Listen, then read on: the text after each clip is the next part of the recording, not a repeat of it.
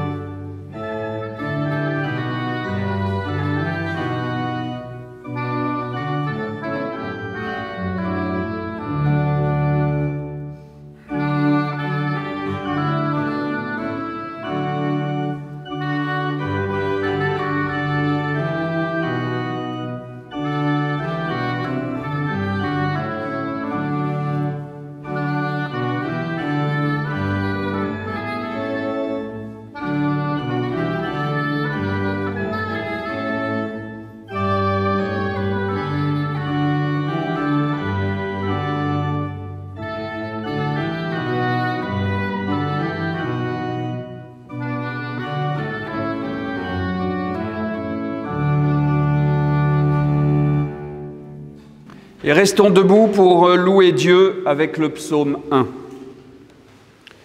Heureux l'homme qui ne marche pas selon le conseil des méchants, qui ne s'arrête pas sur la voie des pécheurs et qui ne s'assied pas en compagnie des moqueurs. Heureux celui qui trouve son plaisir dans la loi de l'Éternel et qui la médite jour et nuit. Il est comme un arbre planté près d'un cours d'eau, qui donne son fruit en sa saison, et dont le feuillage ne se flétrit point. Tout ce qu'il fait lui réussit. Il n'en est pas ainsi des méchants. Ils sont comme la paille que le vent dissipe. C'est pourquoi les méchants ne résistent pas au jour du jugement, ni les pécheurs dans l'assemblée des justes, car l'Éternel connaît la voie des justes, et la voie des pécheurs mène à la ruine. Et nous poursuivons notre louange avec le cantique 365 et je vous invite à chanter les strophes 1, 3 et 4 du cantique 365.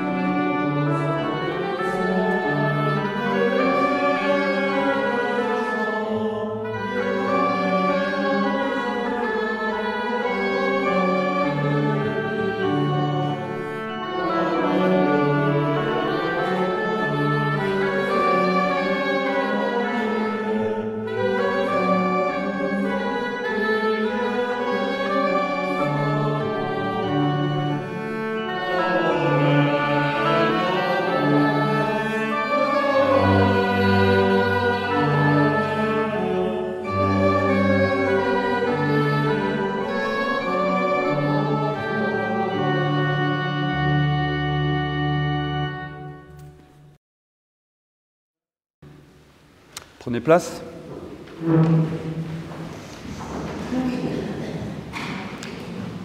Et je vous invite à la prière d'humilité avec ces paroles du prophète Ésaïe au chapitre 5.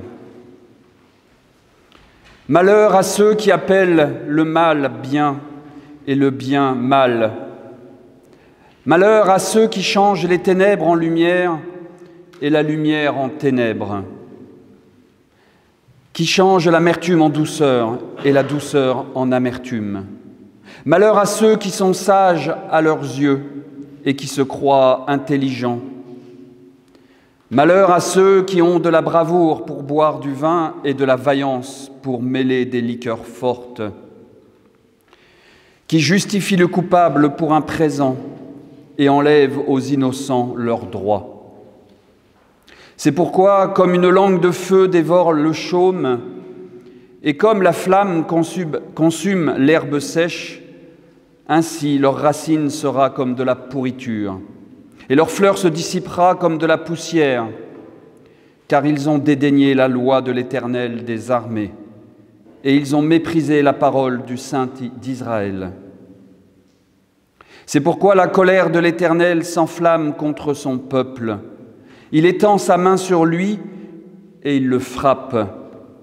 Les montagnes s'ébranlent et les cadavres sont comme des balayures au milieu des rues.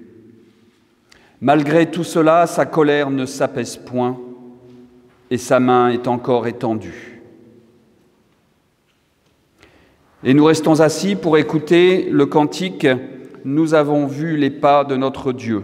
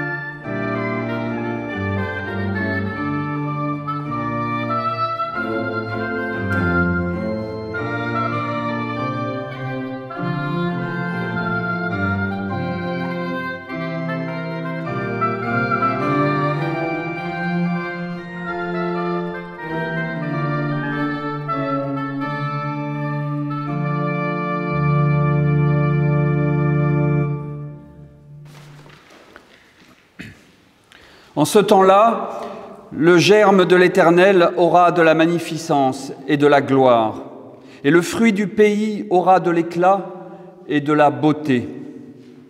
Pour les réchappés d'Israël en savoureront les fruits. Et les restes de Sion, les restes de Jérusalem seront appelés saints. Quiconque à Jérusalem sera inscrit parmi les vivants, après que le Seigneur aura lavé les ordures des filles de Sion et purifié Jérusalem du sang qui est au milieu d'elle, par le souffle de la justice et par le souffle de la destruction.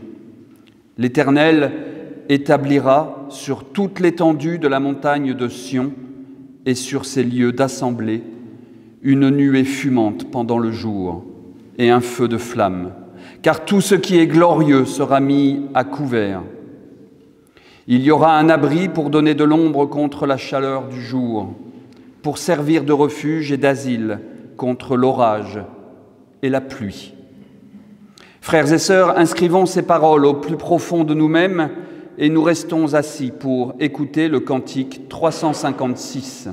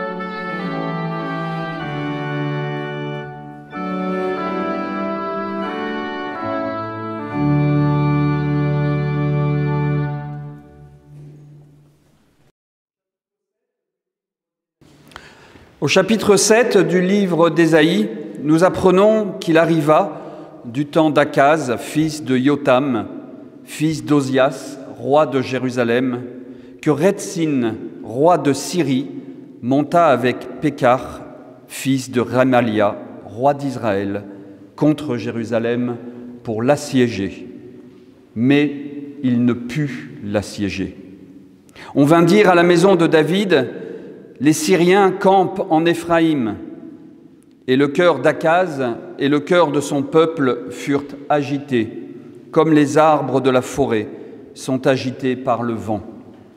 Alors l'Éternel dit à Ésaïe, « Va à la rencontre d'Akaz, toi et Shear-Yasub, ton fils, vers l'extrémité de l'aqueduc de l'étang supérieur, sur la route du champ du Foulon. Et dis-lui, sois tranquille, ne crains rien et que ton cœur ne s'alarme pas. » Après ces paroles de paix, je vous invite à vous lever pour la confession de foi. Et je vous invite à confesser notre foi avec le symbole des apôtres. Ceux qui souhaiteraient accompagner cette confession de foi, vous la trouvez à la fin de vos recueils de chants. Je crois en Dieu, le Père Tout-Puissant, Créateur du ciel et de la terre, et en Jésus-Christ, son Fils unique, notre Seigneur, qui a été conçu du Saint-Esprit, est né de la Vierge Marie, a souffert sous Ponce Pilate, a été crucifié, est mort et a été enseveli, est descendu aux enfers, le troisième jour est ressuscité des morts, est monté aux cieux, est assis à la droite de Dieu le Père Tout-Puissant, d'où il viendra juger les vivants et les morts. Je crois en l'Esprit Saint, à la Sainte Église universelle, à la communion des saints, à la rémission des péchés, à la résurrection de la chair, à la vie éternelle. Amen. Et je vous propose de prolonger cet acte de foi en écoutant le cantique 361.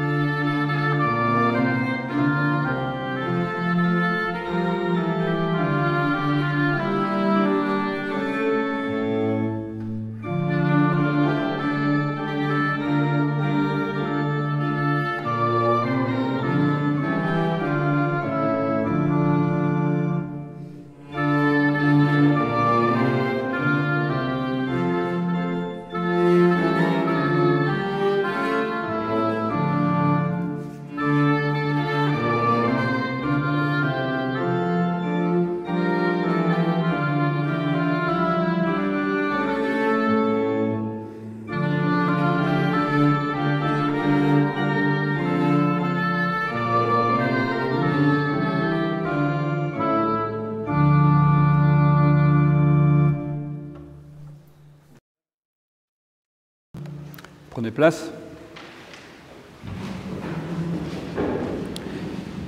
Et avant de lire le texte qui nous est proposé à la méditation de ce matin, je vous invite à la prière. Seigneur, nous voici devant toi, prêts à entendre ta parole. Nous te prions de venir à notre rencontre, toucher notre cœur et notre intelligence, et donner du sens à nos pas. Que ta parole soit une lampe, une lumière sur nos sentiers. Amen. Pour ce matin, je vous propose un texte dans l'Évangile de Luc, au chapitre 1, les versets 26 à 38. Il s'agit du récit magnifique de l'Annonciation.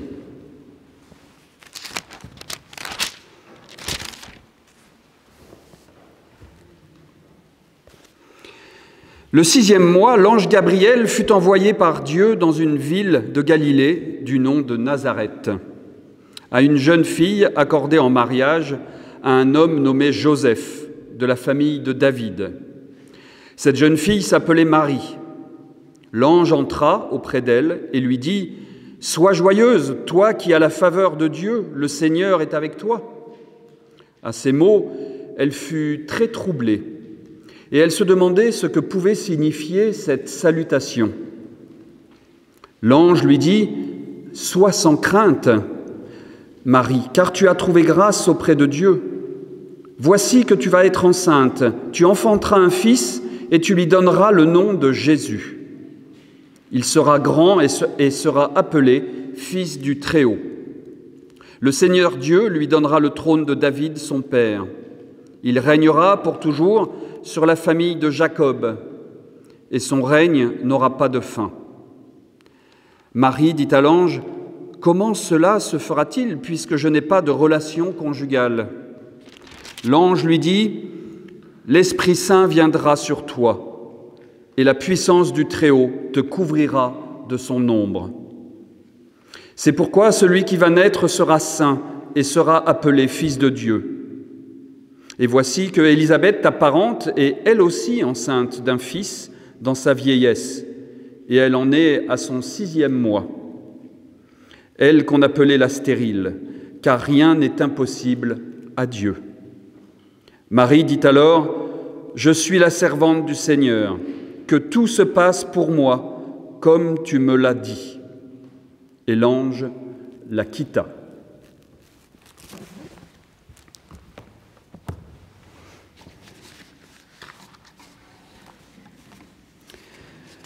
Chers frères et sœurs, je suis frappé dans ce passage par la transformation de Marie, par le changement intérieur qui est décrit ici. Alors que l'ange Gabriel entre chez elle pour lui annoncer qu'elle a les faveurs de Dieu, le rédacteur nous dit qu'elle est troublée. L'ange parle de peur. À sa place, nous ne serions d'ailleurs pas autrement. Viennent ensuite les explications de l'ange Gabriel. Ces explications sont là pour justifier sa venue et surtout pour annoncer la future naissance de Jésus. Et c'est seulement à la fin que Marie affirme, comme une confession de foi, « Je suis l'esclave » ou la servante selon les traductions, « Je suis l'esclave du Seigneur. Qu'il m'advienne selon ta parole. » Marie passe d'un état de crainte, de peur, à un état de confiance ultime en se déclarant au service de Dieu. « Et qu'il soit fait selon sa parole », dit-elle. « Que ta volonté soit faite », disons-nous avec le Notre Père. Il aura fallu toutes ces explications de l'ange Gabriel pour convaincre Marie d'avoir confiance et de ne pas avoir peur. Elle le chantera dans son Magnificat. Alors je me demande comment trouver la force pour dire avec conviction que l'on est au service de Dieu et qu'il soit fait selon sa parole. Comment avoir ce courage d'être? Comment dire sans trembler quand nous arrivons à la 3e demande du Notre Père? Comment dire calmement que ta volonté soit faite? Parce qu'il s'agit bien du courage de se mettre dans une posture d'accueil inconditionnel de la parole divine, avec confiance. Ce court récit nous montre combien, pour un être humain, il est difficile de passer d'un état de peur à un état d'accueil de la grâce, c'est-à-dire accueillir la bienveillance de Dieu. Il a fallu à Marie un long cheminement pour apaiser sa peur et accepter que rien n'est impossible à Dieu. Et c'est par la parole de l'ange Gabriel, parole venant de Dieu, c'est par cette parole-là que Marie se transforme. Marie est réhabilitée par la puissance du Dieu d'Israël. Elle est réhabilitée parce qu'en se déclarant elle-même incapable d'avoir un enfant, parce qu'elle n'avait eu aucune relation avec un homme, elle s'ancre dans son passé et dans son histoire personnelle. C'est à cause de cela qu'elle affirme que c'est impossible qu'elle puisse attendre un enfant. Et pourtant, Dieu rend possible l'impossible par sa puissance. Quelques versets plus haut, c'était Zacharie qui doutait aussi de la possibilité que sa femme Élisabeth puisse avoir un enfant compte tenu de l'âge avancé des parents. L'ange à nouveau s'explique et Zacharie en perdra la voix quelque temps. L'impossible a été rendu possible aussi pour eux. De nombreux récits dans les évangiles font état justement de la difficulté de chacun des êtres humains à sortir de cet état de peur. Certains y arrivent, d'autres n'y arrivent pas.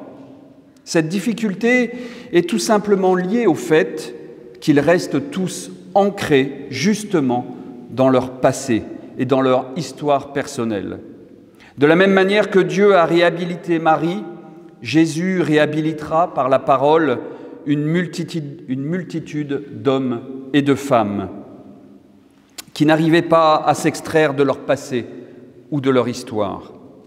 C'est le cas du lépreux qui se dit encore lépreux parce qu'il n'a pas été purifié. C'est le cas de l'homme possédé par les démons et qui vit à l'écart des autres hommes. D'autres, toujours dans les évangiles, en revanche, font acte de foi, de confiance. C'est le cas du centurion romain qui vient demander la guérison de son serviteur et qui plus tard sera le premier à reconnaître Jésus comme étant vraiment fils de Dieu. C'est le cas aussi de la femme syro-phénicienne qui vient demander à Jésus de faire sortir le démon de sa fille. Et comme par hasard, ces personnages bibliques ne sont justement pas liés à une lourde tradition religieuse.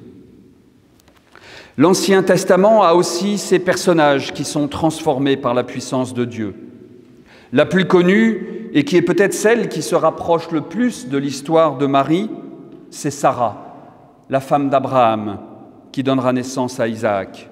Abraham, apprenant par Dieu que sa femme aura des enfants, dit « Naîtrait-il un enfant d'un homme de 100 ans ? Sarah aurait-elle un enfant à 99 ans ?»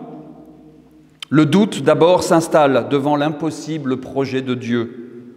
Mais le fameux rire intérieur de Sarah est-il la preuve qu'elle n'a pas su accueillir cette parole avec confiance et faire le cheminement que Marie a su faire?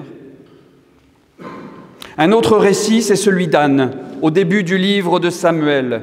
Anne est stérile aussi et n'a donc pas d'enfant. Anne prie.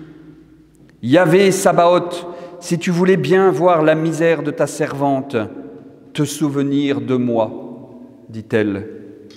C'est sa grande foi qui la sauvera et qui fera dire à l'auteur du livre de Samuel que le Seigneur se souvient d'elle. Et Dieu lui donna un fils, Samuel. Anne chantera sa joie dans le magnifique cantique d'Anne qui inspirera le Magnificat de Marie et que certains exégètes attribuent d'ailleurs plutôt à Élisabeth. Nous voyons donc à travers tous ces parcours d'hommes et de femmes qu'accueillir la parole de Dieu n'est pas une évidence. Cela demande un chemin spirituel avec ses moments de doute et d'impatience. Il n'a jamais été facile de faire accueil à la grâce de Dieu. C'est ce que nous montrent ces récits et peut-être est-ce encore plus difficile de nos jours. Dans le récit de Luc, il y a quand même une particularité concernant Marie. Et c'est peut-être le détail qui change tout. Alors que dans le livre de Samuel, Anne est l'épouse d'un homme riche et pieux, alors que Sarah est la femme d'Abraham, premier patriarche et père d'une multitude de nations, alors que Élisabeth est la femme d'un prêtre, Marie, elle, n'a aucun titre honorifique, aucune fonction particulière. Elle est simplement la fiancée d'un dénommé Joseph, dont on sait seulement qu'il est de la descendance de David. C'est déjà ça, me direz-vous. Nous sommes face à un bouleversement radical, face à une véritable rupture que Marie exprimera dans son Magnificat, en disant « Dieu a déployé le pouvoir de son bras. Il a dispersé ceux qui avaient des pensées orgueilleuses. Il a fait descendre les puissants de leur trône, élevé les humbles rassasier de biens les affamés, renvoyer les riches les mains vides. La rupture qui a lieu dans ce récit de l'annonce à Marie de la naissance de Jésus, c'est que Marie incarne ici une femme sans importance particulière, sans statut ni qualité, à part sa foi, et encore, puisque cette confiance qu'elle met en Dieu, elle la met qu'après la rencontre avec l'ange. Et après que l'ange lui a donné une preuve de la puissance de la parole divine avec l'histoire d'Élisabeth. Marie est comme vous et moi. Marie, cette femme simple comme tout le monde, devient la partenaire d'un projet divin. Elle devient celle par qui Dieu renverse et bouleverse les valeurs du monde.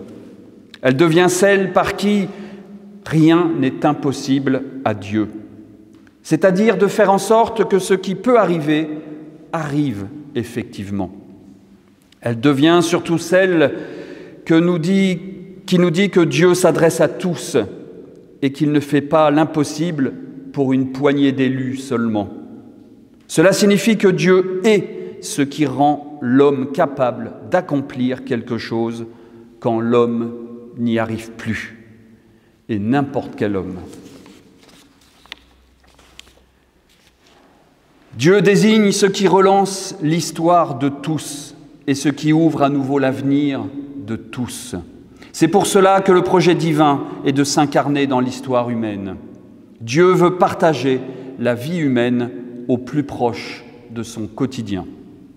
Alors, en offrant à Marie la possibilité de donner naissance à Jésus, Dieu veut sauver les êtres humains d'une vie qui n'en est plus une. Il fait surgir un être qui sera pleinement humain et qui vivra pleinement cette espérance de Dieu qui consiste à vouloir le salut de tous. Ce qui explique que cet enfant s'appellera Jésus, c'est-à-dire en hébreu « l'Éternel sauve ». Marie a dit oui au projet de Dieu. La réponse qui clôt le dialogue entre Marie et l'ange confirme le chemin parcouru par Marie et sa transformation intérieure. Elle se met au service de Dieu pour la réalisation de son plan divin. À cet instant précis, Dieu peut s'incarner dans l'histoire des hommes.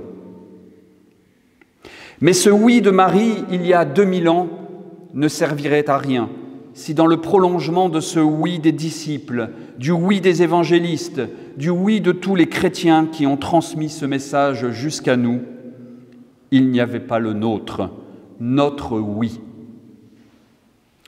Alors, qu'en est-il de nos chemins de foi? Il est fort probable que nous ayons tous connu des moments de transition comme Marie, entre une annonce par un ange que nous aurions croisé sur nos chemins et ce temps qu'il nous a fallu pour dire oui avec foi. Peut-être sommes-nous toujours sur ce chemin d'une vie, mais pourquoi avons-nous tant de mal à nous mettre dans cette posture d'accueil inconditionnel de la parole de Dieu? Parce que accueillir cette parole, c'est faire confiance à quelque chose qui dépasse la raison et l'entendement, et donc notre savoir. Faire confiance à la parole de Dieu est un acte de foi, pas un acte de savoir. Il ne s'agit pas de dire « je sais », mais « je crois ». Marie ne dit pas à la fin des explications de l'ange « je sais », mais elle dit « je crois, je fais confiance en cette parole divine ». Et c'est bien là toute la difficulté de dire cette parole, de dire « je crois ».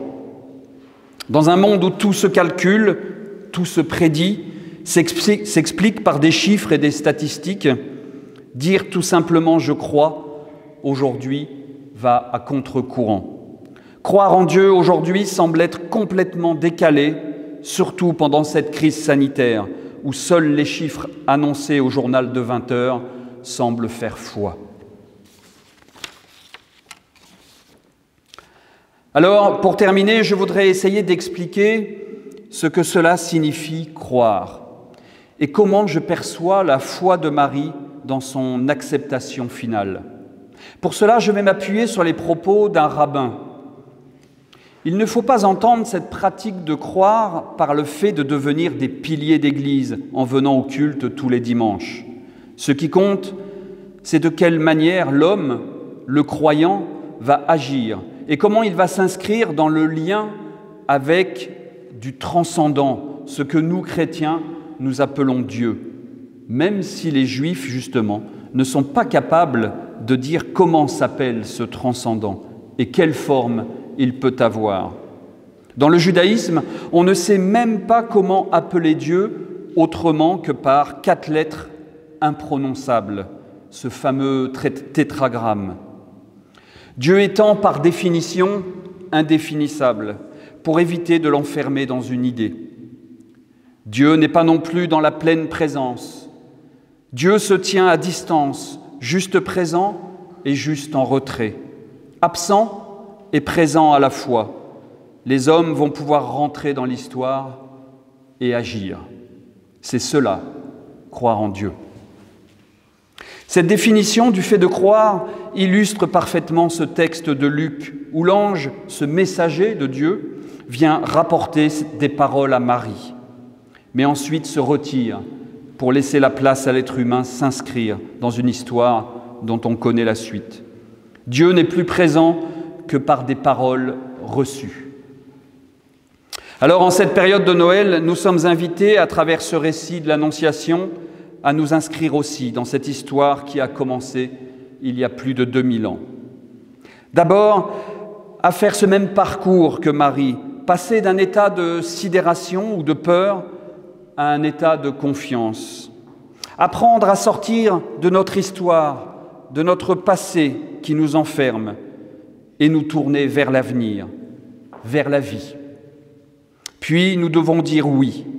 Nous sommes invités à notre tour à dire oui, je crois, à devenir les serviteurs de l'Éternel. Et nous sommes invités à dire l'impossible avec la foi, comme nous l'avons fait tout à l'heure avec le symbole des apôtres. Qu'il m'advienne selon ta parole, que ta volonté soit faite. Amen.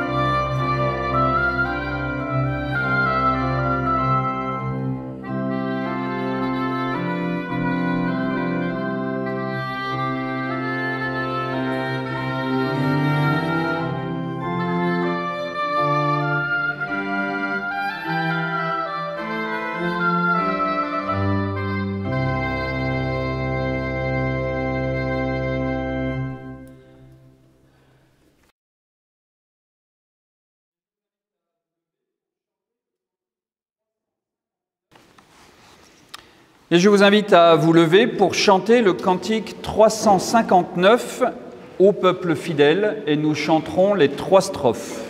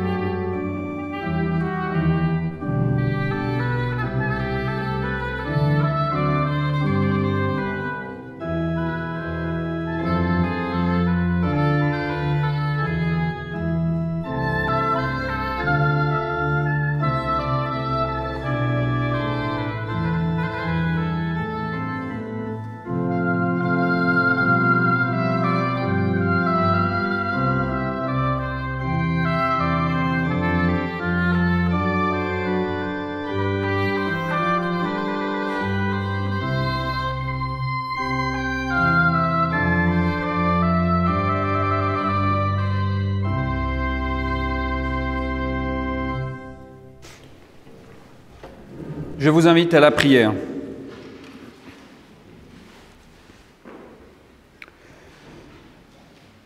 Éternel, notre Dieu, Nous prions pour ceux qui, en ces fêtes de fin d'année, sont en droit de considérer que ces fêtes sont une insulte.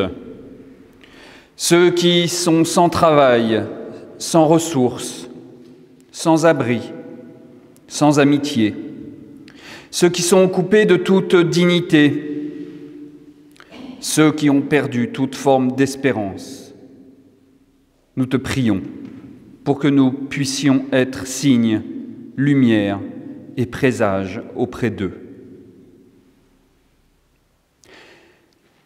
Nous te prions pour ceux qui sont étrangers à la foi, à l'espérance, à l'amour, ceux qui sont prisonniers de la haine, de la tristesse ou des ténèbres, ceux qui s'endurcissent contre toute forme de bonne nouvelle. Nous te prions pour que nous puissions être signes, lumière et présage auprès d'eux. Nous te prions pour ce monde et ses responsables et pour tous ceux qui travaillent pour le rendre moins inhospitalier. Nous te prions pour que nous soyons signes, lumière et présage auprès de tous. Pour notre Église, ici et partout, pour que tu la fasses grandir dans la foi, l'espérance et l'amour. Nous te prions pour qu'elle soit véritablement signe, lumière et présage pour nous tous. Pour notre vie, pour nos enfants, pour les personnes seules, pour ces personnes qui souffrent particulièrement de leur solitude, nous te prions, Seigneur, pour que nous puissions être signes, lumière et présage d'une vie qui est encore possible d'espérer. Et nous te disons ces mots que Jésus a enseignés à ses disciples. Notre Père qui es aux cieux, que ton nom soit sanctifié, que ton règne vienne, que ta volonté soit faite sur la terre comme au ciel. Donne-nous aujourd'hui notre pain de ce jour et pardonne-nous nos offenses, comme nous pardonnons aussi à ceux qui nous ont offensés. Ne nous laisse pas entrer en tentation, mais délivre-nous du mal, car c'est à toi qu'appartiennent le règne, la puissance et la gloire au siècle des siècles. Amen. Et je vous invite à vous lever pour la fin du culte et recevoir la bénédiction au nom de Dieu. Et cette bénédiction, nous la recevons avec ces mots du prophète Ésaïe au chapitre 2. « Frères et sœurs, il arrivera dans la suite des temps que la montagne de la maison de l'Éternel sera fondée sur le sommet des montagnes, qu'elle s'élèvera par-dessus les collines et que toutes les nations y afflueront. Des peuples s'y rendront en foule et diront « Venez et montons à la montagne de l'Éternel, à la maison du Dieu de Jacob, afin qu'il nous enseigne ses voies et que nous marchions dans ses sentiers. Car de Sion sortira la loi et de Jérusalem la parole de l'Éternel. Il sera le juge des nations, l'arbitre d'un grand nombre des peuples. De leurs glaives, ils forgeront des socles de charrues, et de leurs lances, ils forgeront des serpes. Une nation ne tirera plus l'épée contre une autre, et l'on n'apprendra plus la guerre. Maison de Jacob, venez et marchons à la lumière de l'Éternel. Amen. Et nous chantons le cantique 883 deux fois.